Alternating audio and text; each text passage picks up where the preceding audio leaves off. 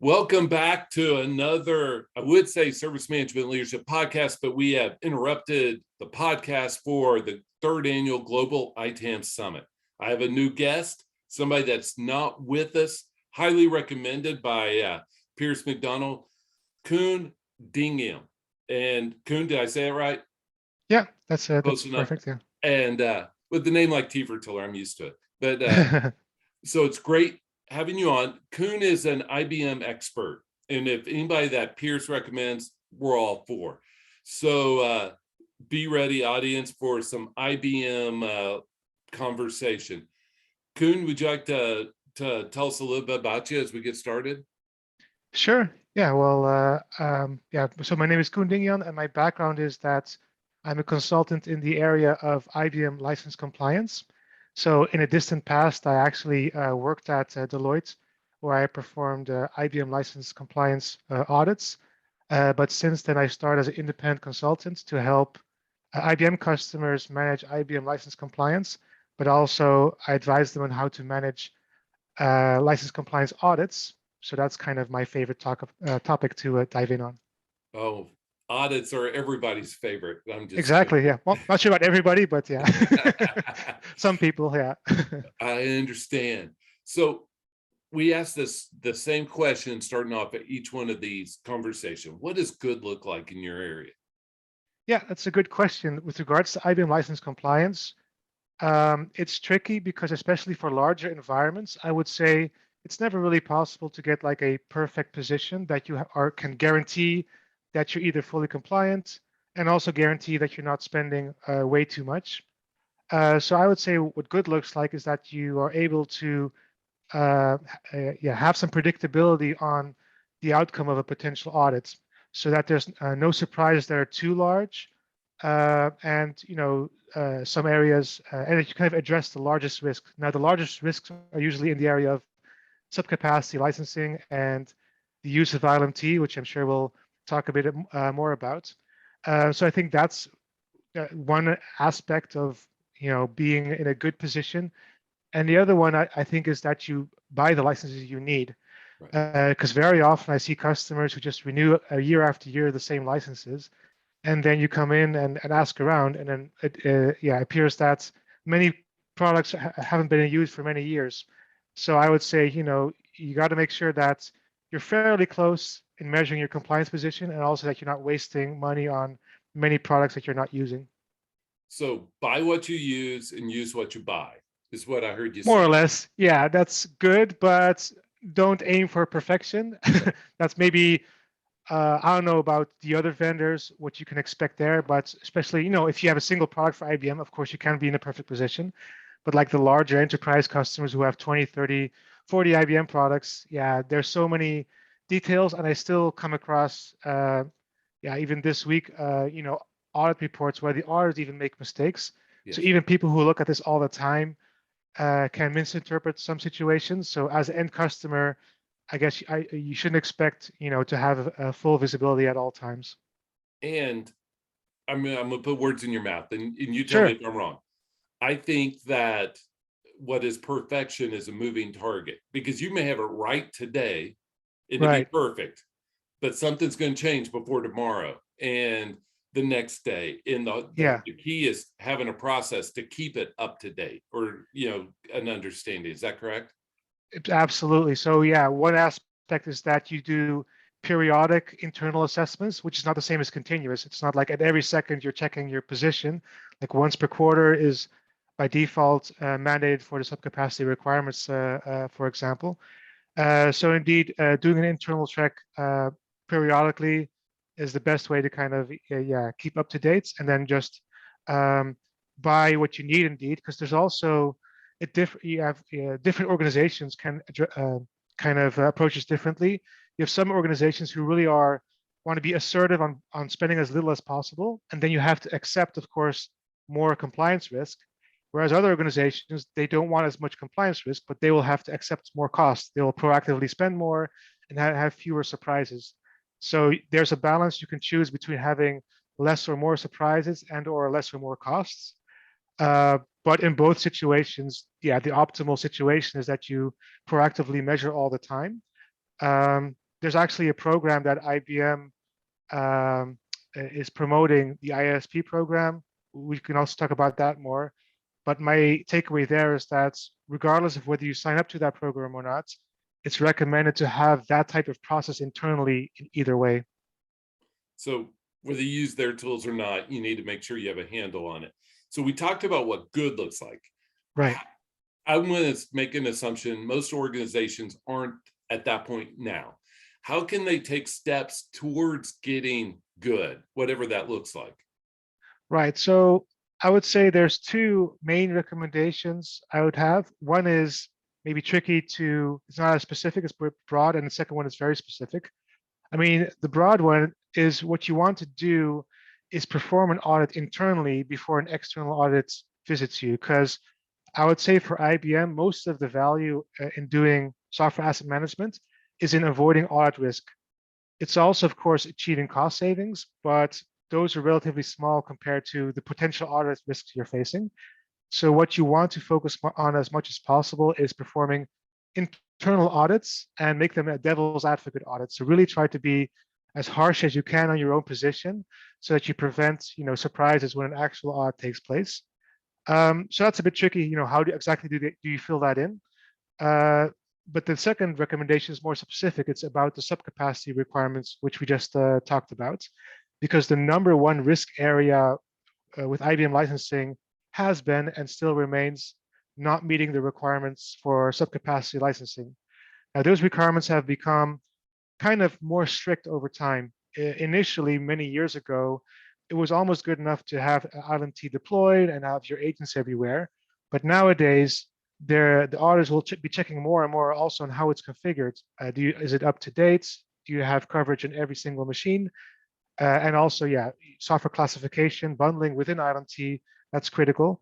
So I guess one way to get to good is to be, there's many ways you can look at ILMT, but there's actually a nice dashboard in this tool. And this dashboard already gives you a lot of information on the health status of your environments. So really keep on top of your ILMT dashboard. Make sure you're always on the latest version or the second most recent version, because that alone can be a reason to, if you're not at the latest version, that could cause very large full capacity compliance risk. And yeah, so I've had recently an audit with a customer who was in perfect shape, with the exception of not being on the most recent version. And they're a small company, but that caused really many millions of compliance risk. So that would probably be the most specific, tangible recommendation I can give, is really stay on top of your ILMT. It's not just a tool for the technical team to manage, it's also for your compliance team to constantly look at. All right. And so I'm going to lead you at this next question, if I may.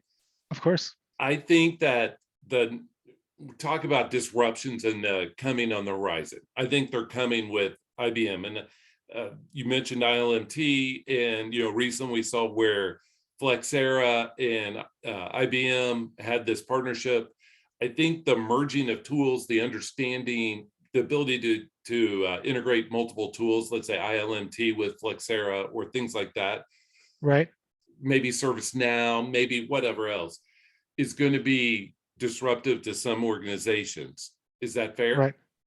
It could be. So I think with regards to tools, every organization will have their own challenges. Some will just go with plain vanilla ILMT. Some have existing Flexera. They can leverage that.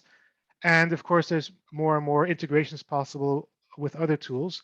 I think a major disruption, which may be coming, has perhaps already started, is containerization. Oh, yes. So the use of Kubernetes and Red Hat OpenShift, and especially if you start using IBM software and products installed on in containers, that means that you actually have a whole new paradigm of subcapacity licensing. It used to be virtual machines, LPARs, you need subcapacity licensing ILMT, but in the future, it will be containers, and then you'll need to use a new IBM tool called IBM License Service. There's a new set of rules, there's a new way to measure things. So any customers who want to go in that direction will have to get acquainted with these new rules and this tool in the same way that customers had to do way back when there were virtual machines were new and you had to use ILMT. So I think that's a major area for customers who are going in that direction towards containerization. And also, I think a big development is the acquisition of Red Hat. Mhm. Now, IBM has been acquiring software companies all the time over the years. So usually what happens is IBM acquires a software company and then integrates that product portfolio in their own portfolio and adapts the rules and basically makes everything IBM flavored, or most of it at least. But with Red Hat, they have not taken this approach. It's more or less treated still as a completely separate company in many ways. So you sign your own Red Hat agreements. Red Hat audits are separate; they're not within, within IBM audits. And also, Red Hat has its own reputation of being more friendly than IBM. So their audits are, a little bit less literal, a little bit more wiggle room. Um, and many customers also deal with Red Hat in that way. So they're not as, stringent on measuring things in-house like they perhaps would for IBM or for Oracle. But the question is, if and when that will change. Of course, IBM paid a lot of money for this acquisition. Perhaps there will be a moment where IBM says, well, we're going to change things a little bit with how we deal with Red Hat, or maybe they won't. But either way, I think it's prudent for customers to keep that in mind, that things might change, and also keep an eye out on their Red Hat deployments in case that ever kind of becomes target for an audit as well. It's similar to Oracle and Java. Java laid below the Right. current for a long time, and it's now Yeah, popping up, right? exactly. Yeah. So I mean, what was once very easy and friendly and no worries about it, it can change with these developments. So how about cloud? I know it's been here for a while and IBM's pushing cloud. How does that factor in? Yeah, cloud is, I mean, the word itself is always a bit tricky. It's, very, Right. it captures a lot of definitions. IBM definitely wants to position itself more and more as a cloud company. And their acquisition of Red Hat to some extent supports that with the containerization technology. Now, cloud has many aspects. You have software as a service, you have infrastructure as a service, and IBM has their own cloud packs, which is in itself a bit confusing because you have cloud packs, which are the commercial product name, but you also have cloud packs as a technology of what you install and deploy. Um, so there is often, I feel, a bit of confusion in the area of cloud. Like, for example, with many audits, I see customers having to buy licenses at the end during the settlements, and they buy cloud packs. But in fact, those cloud packs you're allowed to use on-premise as well as in the cloud. So not everything with the brand cloud with IBM is something you necessarily have to run in the cloud. It can also be on-premise.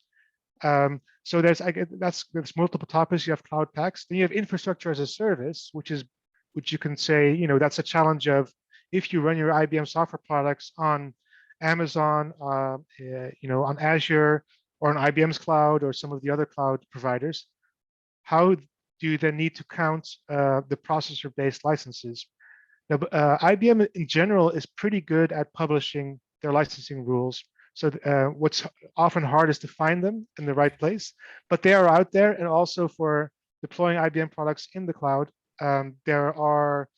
there's specific tables that tell you how many processor values you have to count for each technology. Again, there is a kind of a separate, unique challenge, in my view, with regards to kind of subcapacity again, like how should you measure this? The recommendation there is also to use ILMT to make sure that you measure, how many processor value units are deployed in your cloud installations. How you deal with that if you don't do it in the audit, that's actually a bit of a gray area because there's no full capacity as you would have on premise. So I haven't seen them be as aggressive in the area of infrastructure as a service as they would for on-premise virtual machines. But that again might change in the future, right? But again, I would say with IBM Cloud, there's not like one dominant subject that will shape it has to shape all your focus, but there's like separate smaller topics, cloud packs, IaaS, and then SaaS. You can also consume IBM services directly. I don't see as much uptake in that regard, but that's another way, of course, to buy your IBM software And or rent it. IBM has their fingers everywhere, right? That's what you're saying. They're not a one piece, they're Exactly. everywhere. So it's all not to be a consultant, but it depends, right? Exactly, yes. And IBM is very strong in, as you mentioned, kind of being everywhere. So whatever business software you have, IBM will have a competitor product. They might even have two or three that compete with each other. So one challenge is IBM is, they acquire new software companies, but they also sometimes decide to divest or, kind of let die certain software categories. Sometimes with IBM software, they'll tell you, hey, we're moving away from this product. Now you have to move to something else. And also, so they're let's say they're everywhere with regards to software coverage. They're also usually everywhere in your organization. So they have a lot of consultants. They have a lot of direct contacts with your, people in your organization. They have direct conversations about technology, and that also kind of feeds them information about, okay, you as a customer, you're deciding to move away from our product here. You want to actually, you're using more of this product there, and that can also inform them about decisions on, for example, on whether to start an audit. So when you deal with IBM, it's always good to keep in mind that they might know more than you think they know. And as a kind of to counterbalance that, it's best to kind of inform yourself, always being good conversations with people in your organization, and also tell them, hey, if you have a question, please come first to me, and then I'll relay it to IBM, because at least then you have kind of a central overview of what's going on. They are ubiquitous, aren't they? Oh yeah, they're big as well. Yeah. Well, Koen, we thank you for joining us. Any parting words? Yeah, so I would say, with regards to, I often get this question about software asset management. Many years ago, there was a question about, um, is it actually going to be relevant in the future at all? Isn't everything going to be cloud and everything just manages itself?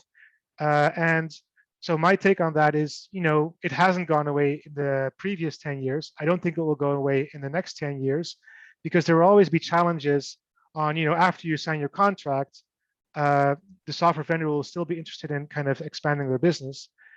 So there will always be either risks in the area of audits, or risks or kind of challenges in the area of cost control.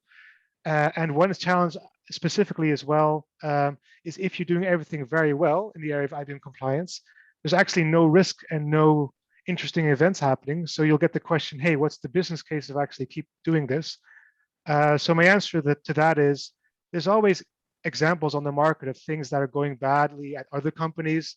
So that's one way to kind of, inform your own organization about the business case for managing software asset management for IBM.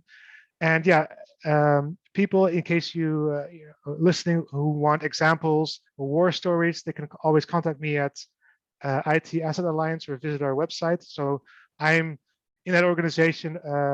I'm focused on IBM. We also have people focused in other areas, but I'm always happy to have a conversation with people, either for them to share their war stories or for any questions about mine. I understand. How could people get in touch with you? You said IT Asset Alliance. Any other way? Right. Yeah. So it's itassetalliance.com. There you'll find my contact details, which is Dingjan at itassetalliance.com. You can always reach me there. Of course, LinkedIn, anywhere you prefer, people can always reach out to me. Well, it's great having you on. We thank you for sharing your expertise with you, and thank you once again. Well, thanks a lot for having me on. It was a lot of Yes, fun. sir. Have a great day. Have a great day. Thanks. Bye.